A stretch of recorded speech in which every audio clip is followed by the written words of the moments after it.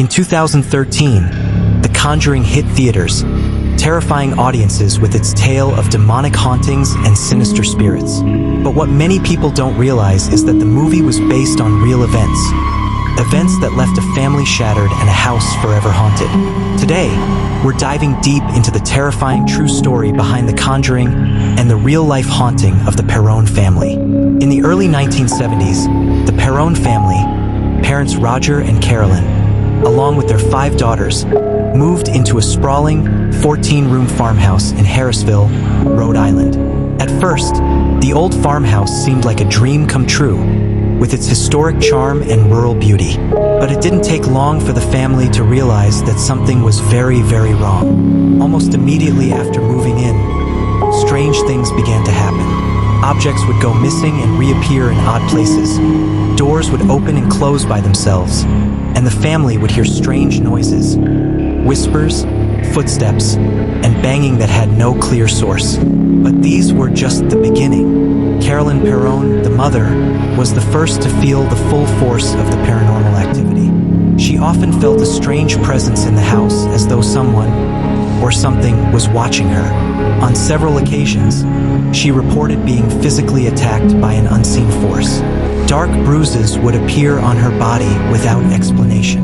The Perron children also experienced terrifying encounters. The daughters claimed to have seen the spirits of several figures roaming the house, most of them appearing to be harmless. But one entity, in particular, would soon make its dark intentions known. According to local legend, the land on which the house was built once belonged to a woman named Bathsheba Sherman, a figure steeped in dark lore. Bathsheba was rumored to have been a witch who lived in the 19th century. She was accused of sacrificing her own child to Satan and was said to have cursed the land before taking her own life. Though the accusations were never proven, her malevolent spirit was believed to haunt the property. Bathsheba's spirit seemed to target Carolyn in particular. According to the family, the malevolent entity took pleasure in tormenting her, often whispering threats and leaving her feeling drained, both physically and emotionally. The Perrons believed that Bathsheba wanted to take control of the household and drive Carolyn out. In desperation, the Perrons sought the help of paranormal investigators Ed and Lorraine Warren. The Warrens, who had already made a name for themselves investigating haunted houses and demonic possessions, agreed to take on the case. They soon realized that the Perron family wasn't dealing with just a few ghosts. The house was infested with spirits, both benign and malevolent. Lorraine Warren, a psychic medium, believed that Bathsheba Sherman's spirit was the dominant force in the house.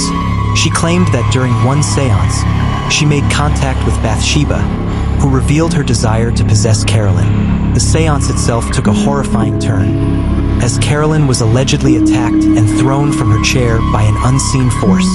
Ed Warren later described the Perron haunting as one of the most disturbing cases he had ever worked on. Despite their efforts to cleanse the house, the Warrens were never able to fully banish the spirits from the property. The Perron family continued to live in the farmhouse for nearly a decade, enduring years of paranormal torment. It was like living in a horror movie. You never knew what was going to happen next. We'd see things we couldn't explain, feel things we couldn't see, and there was always this overwhelming sense of dread in that house. After living in the house for 10 long years, the Perron family finally moved out.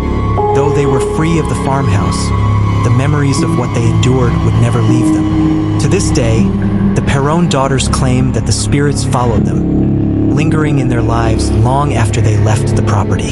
Today, the farmhouse still stands, but it remains a place of mystery and fear. Visitors and paranormal investigators continue to report strange occurrences, lights flickering, cold spots, and the unmistakable feeling of being watched.